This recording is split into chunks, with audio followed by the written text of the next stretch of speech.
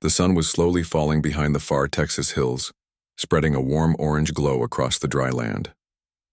Dust floated in the air like gold powder as Daniel Reed rode his tired brown horse back toward his ranch. The day had been long. He had repaired broken fences, moved a few cattle, and fought the wind that carried sand across the open field. He was used to hard work, but there was something heavier on his shoulders than just the weight of the day. It was silence, loneliness, and memories that never faded. Daniel was a quiet man in his mid-30s, broad-shouldered and strong, but his eyes carried a deep sadness. 2 years ago, his wife Sarah had passed away from illness. She had been the only light in his rough, dusty world, and after she was gone, the house turned empty, and every corner seemed to whisper her name. He had stopped talking much, stopped smiling altogether, and even the horses seemed to sense the quiet grief that filled the ranch. He reached the wooden gate, climbed down from the saddle, and led his horse toward the stable. The sun was now half gone, leaving a soft golden edge along the horizon. The wind was picking up, cold and dry. As Daniel walked, he noticed something strange near the barn door, a shape moving small and unsteady, half hidden behind the hay bales. He stopped, his hand automatically going to his old revolver. On these lands, you could never be too careful. Sometimes it was a hungry coyote, sometimes a thief, sometimes a lost traveler. "Who's there?"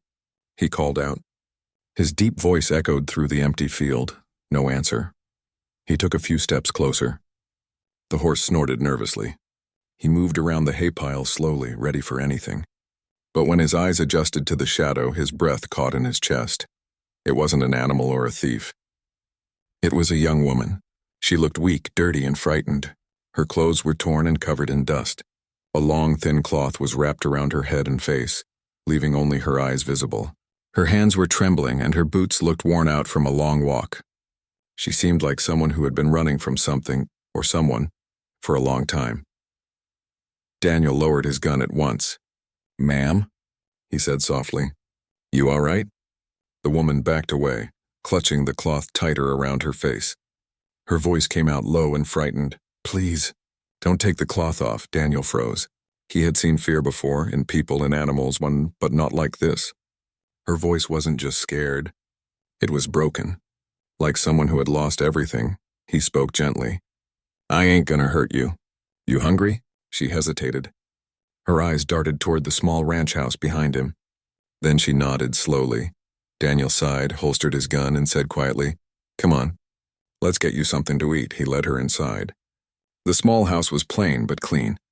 There was a stone fireplace, a wooden table, and 2 chairs. Dust gathered in the corners, but the place still had warmth, the kind that comes from a person trying to keep a little comfort alive. Daniel poured some water into a tin cup and set it on the table. Then he warmed up a pot of stew left from the morning. The woman sat near the fire, still keeping her face turned away. She looked so fragile sitting there, her hands wrapped around the cup, her fingers thin and shaking. Daniel noticed bruises along her wrist, old ones fading to yellow. His jaw tightened, but he didn't ask questions yet.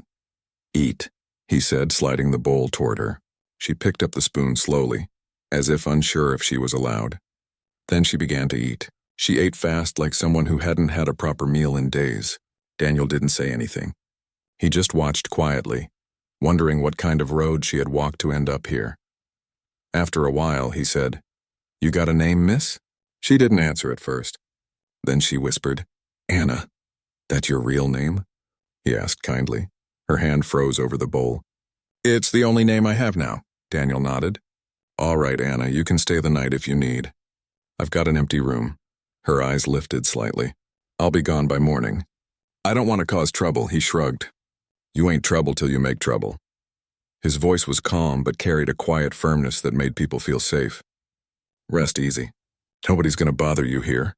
She nodded faintly, clutching the cloth around her face tighter. "Thank you, Mr. Reed," he said. "Daniel Reed." That night, Daniel lay in bed but couldn't sleep.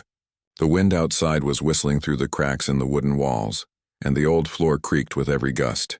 He kept hearing soft sounds from the guest room, muffled sobs.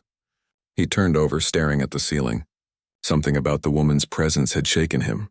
He didn't know who she was, but her voice, her tears, her fear, they all felt too familiar. Maybe because grief recognizes grief. When morning came, Daniel walked out to the corral. The early light was soft and silver. To his surprise, Anna was already outside. She stood near the fence, wrapped in his old jacket, watching the sunrise. The wind lifted her scarf a little, but she quickly pulled it back down. She looked peaceful yet sad, like someone who wanted to remember what peace felt like, even if only for a few minutes. "You're up early," Daniel said, stepping closer. She didn't turn around. "I couldn't sleep. You thinking of leaving?" She hesitated. "I don't know. I have nowhere to go." He folded his arms. "You running from someone?" She looked at him then, really looked, but didn't speak. There was something deep in her eyes, something that made him stop asking. He realized that whatever she was running from had already broken her once. He just nodded. "All right. You can stay as long as you need." Days passed and Anna stayed. She started helping with the chores, feeding chickens, washing clothes, fetching water. She didn't speak much, but her quiet presence changed the mood of the ranch. Daniel found himself talking again, telling old stories about his horses, about his wife, about the storms that once tore down his barn. Sometimes he even caught himself laughing a little, something he hadn't done in years. At night they would sit by the fireplace. The crackling sound filled the silence between them. Sometimes Anna listened to him talk. Sometimes she hummed softly, a tune he didn't recognize. She still never took off the cloth. He never asked again, even though the question burned in his mind every time the firelight flickered across her covered face. One evening, after a heavy rain, Daniel found her sitting by the barn door crying quietly. He walked toward her, the sound of mud squelching under his boots. "Anna," he said softly, "what's wrong?" She shook her head. "You've been kind to me," she whispered, her voice trembling. "More than anyone's ever been. But you wouldn't be if you knew." "Knew what?" Daniel asked gently. She looked at the ground. "What's under this cloth?" Daniel frowned. "Anna, I don't care about scars or marks or whatever's happened to you. You're safe here." Her shoulders shook. "Please don't say that. You don't understand." "Then help me understand," he said quietly. "You can trust me," but she didn't answer. She just turned away and whispered again, "Please, don't take the cloth off." The next morning, 2 riders appeared at the gate. Daniel was chopping wood when he saw them. They weren't ranchers. Their coats were too clean, their saddles too polished. One of them wore a small badge under his vest. They looked like men of the law, or something close. "Morning," Daniel said carefully as they stopped near the fence. "Morning," the taller man replied. "We're looking for someone." A woman traveling alone, wore a cloth around her head, small build. "Might have come through here." Daniel's heart beat faster, but he kept his face calm. "Can't say I seen anyone like that," he said. The man squinted. "You sure?" "She's wanted for questioning. Nothing criminal, just need to talk to her." "Plenty of folks pass through these parts," Daniel said quietly. "I don't ask questions." The men studied him for a moment longer, then nodded. "All right. You see her, you let us know." They turned their horses and rode off down the dirt road. Dust rose behind them until they vanished from sight. Daniel stood there for a long moment, jaw tight. Then he turned and went back to the house. Anna was inside, folding blankets. When she saw his face, she froze. "They came, didn't they?" she asked softly. He nodded. "Said they just wanted to talk." Her hands trembled. "They're not who they say they are. They want to take me back." "Back where?" he asked. She shook her head, tears forming in her eyes. "If I tell you, you'll think I'm lying. I don't belong here. I should leave before they come again."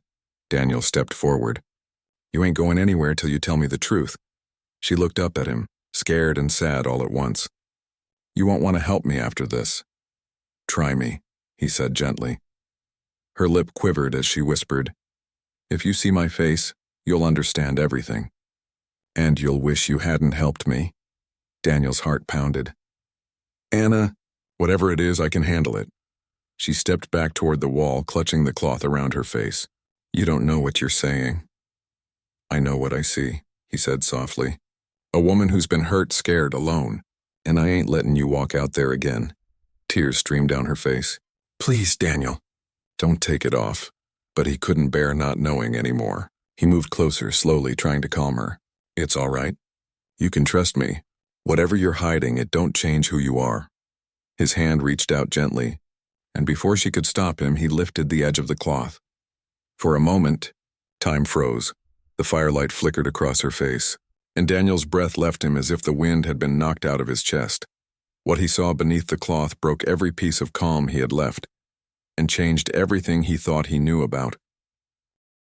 Daniel stood frozen, his hand still holding the corner of the cloth. The room went silent except for the soft crackle of firewood. For a moment he couldn't breathe. He had thought he was ready for anything, scars, burns, even wounds. But what he saw was something else. The woman standing before him, the one who had worked beside him for days, the one who had cried quietly in the dark, was not a stranger at all. His voice came out in a whisper. "Anna, my God, it's you." The woman trembled, her eyes filled with tears. Her face, though pale and thinner than before, was familiar, painfully familiar. Beneath the cloth, he saw the same soft features, the same blue eyes that had once smiled across the breakfast table years ago. Daniel took a shaky step back. "Sarah," her lips trembled. "I told you not to take it off," she whispered. "You shouldn't have." Daniel felt his heart twist inside him. It was his wife, the woman he had buried 2 years ago. The woman whose grave he had visited every Sunday. The woman he had mourned, talked to under the stars, and thought he'd never see again. He shook his head slowly, disbelief spreading across his face. "No, that's not possible. You died." "I saw you." "I didn't die," she said quietly. "I had to disappear." Daniel's hands dropped to his sides. His voice cracked. "Disappear? Why? What happened to you? Why didn't you come home?" Sarah, the woman he had known as Anna for the past few weeks, looked down. "It wasn't safe for me. Or for you." He stepped closer, his voice trembling. "You think I care about safety after what I went through? I buried you, Sarah. I stood over an empty coffin and said goodbye. I tore my life apart because you were gone. And you were out there all this time?" Tears rolled down her cheeks. "I didn't have a choice. I couldn't tell you. If they knew you were helping me, they would have killed you too." "Who?" he demanded. "Who would have done that?" She looked up then, and the pain in her eyes told him the story before her words did. "The men you saw yesterday, they're not lawmen, Daniel. They work for a company, a powerful one. I found out something I wasn't supposed to, something that could destroy them. I ran and they made the world believe I was dead." Daniel stared at her. The woman he had married had once worked as a bookkeeper in a cattle trading office. She'd always said it was boring work. He had never imagined it was dangerous. "What did you find?" he asked. She hesitated. "They were stealing government money through fake ranch accounts. I found the ledgers. I was foolish enough to ask questions. The next day, men followed me home. I barely escaped. I sent you a letter, but they must have taken it. They staged my accident. Everyone thought I drowned in the river." Daniel's knees weakened. He sat down slowly, his hands shaking. 2 years, he whispered. 2 years I thought you were gone." She knelt beside him, tears falling freely. "I wanted to come back, but I couldn't. They were watching you. I hid in towns, worked under false names, kept moving. When I reached your land, I didn't plan to stay. But then I saw you, alone, tired, still wearing the same hat I gave you. I couldn't walk away." Daniel covered his face with his hands. He felt anger, love, confusion, and relief all crashing together like thunder. "You could have told me," he muttered. "You should have told me." "I know," she whispered. "But the moment you saw me, I knew I'd ruined everything again." He looked at her then, really looked.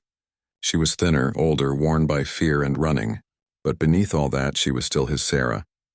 The same woman who used to sing while she cooked, who had once chased chickens across the yard, who had laughed when rain leaked through the roof and soaked their dinner. He reached out slowly, his rough hand brushing her cheek. "I thought I'd lost you forever." She closed her eyes and leaned into his touch. "I thought I'd lost myself." For a long time, neither of them spoke. The fire crackled softly, the only witness to their silence. Finally, Daniel said, "If they find you again, they'll come here." Sarah nodded. "They already know where I went. They won't stop." Daniel stood up, his jaw set. "Then we'll be ready." She looked up at him, alarmed. "No, Daniel, you can't fight them. These aren't small-time men. They own sheriffs, banks, everything. They make people disappear." He looked out the window toward the dark fields. "I've got nothing left to lose," he said quietly.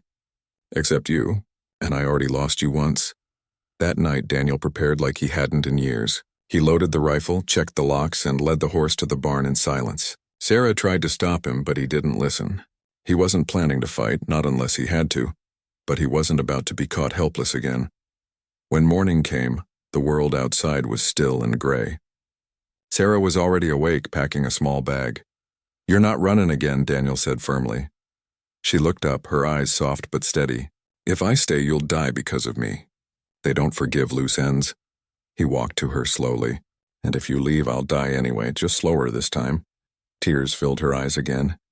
"Why can't you just let me protect you?" "Because you're my wife," he said simply. "And my place is beside you." She tried to speak but couldn't. Her throat tightened and all she could do was nod. Hours later, the sound of horses echoed across the land. Daniel stepped outside, the rifle resting in his hands. Dust rose on the horizon as 4 riders approached. Sarah stood in the doorway, clutching her bag. When the men stopped near the fence, the leader dismounted. "We told you, Mr. Reed," he said coldly. "If you see her, call us." "Looks like you forgot." Daniel's face didn't move. "I told you I didn't see her." The man smirked. "Then why's your barn door open? Why are 2 plates on your table?" The others began to circle the yard. Daniel's grip tightened.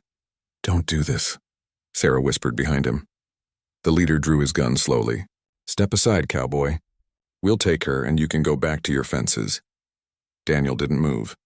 His voice was calm, but every word carried steel. "You take 1 more step and I'll send you to meet your maker." The man laughed, but there was no humor in it. "You really think you can stop us?" "I don't need to stop all of you," Daniel said. "Just the first one who crosses that gate." There was a long silence. The wind blew across the dry field, carrying the smell of dust and hay. The standoff stretched on. Then the leader finally holstered his gun and spat on the ground. "You got till sundown. After that, we're coming back with more men." They rode off, leaving only a trail of dust behind. Daniel turned to Sarah. "We've got a few hours." She stared at him, fear and guilt twisting inside her. "You can't win this. There's too many." "Then we won't fight," he said. "We'll run." For the next hour, they packed quickly. Food, water, a map, some money Daniel kept hidden in the barn. They saddled the horses and took one last look at the small wooden house that had been both their home and their prison. As they rode away, Sarah looked back, tears falling silently. "I'm sorry," she said. Daniel didn't answer. His eyes stayed on the road ahead. By nightfall, they reached a ridge overlooking the valley. The stars were beginning to appear. Daniel built a small fire, careful to keep it hidden behind rocks. Sarah sat beside him, shivering slightly. "You cold?" he asked. "A little." He handed her his coat, the same one she had worn when he found her. "You still look better in it than I ever did." She smiled faintly, and for the first time in years it reached her eyes. They talked quietly for a while, about nothing, about everything. About the ranch, about the storms they used to chase, about the little bird that had nested in their window once. It felt like old times, like the world hadn't torn them apart. But deep down, both knew peace wouldn't last. As dawn neared, distant hoofbeats echoed again, faint, but getting closer. Sarah's face went pale. "They found us," Daniel put out the fire. "Then we keep moving." They rode for hours through dry fields, across streams, over rocky paths.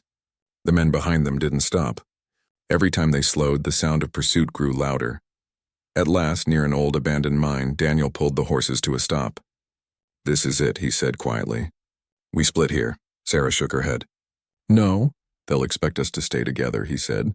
"If we split, one of us might make it." "I won't leave you again," she said fiercely. "Not ever." He looked at her, eyes filled with both love and sorrow. "You already did once, and I forgave you. But this time you have to live. You still have the proof, don't you? The papers, the ledgers?" She nodded weakly. "In my bag, then take them. Get to El Paso. Find the marshal named Carter. He's honest. Tell him everything. He'll help." Tears streamed down her cheeks. "Daniel," he smiled softly. "Go, please." She clutched his hand, then leaned forward, pressing her forehead against his. "I love you." "I love you too," he whispered. "Now ride." She turned her horse, hesitated one last time, then galloped down the trail. Daniel watched her until she disappeared behind the rocks. Then he turned back toward the sound of hoofbeats. When the riders arrived, Daniel stood alone beside the mine entrance, rifle in hand, dust swirling around him. The leader sneered. "Where's the woman?" Daniel's eyes were calm. "You're late." The men spread out, surrounding him, but Daniel didn't move. He wasn't fighting for revenge anymore, just to buy her time. The land around him was quiet except for the wind whispering through the rocks. The first shot rang out. Then another. Hours later, when Marshal Carter's men finally reached the area after a tip from a woman named Sarah Reed, they found the bodies of 4 riders near the mine, and one man lying still beside them.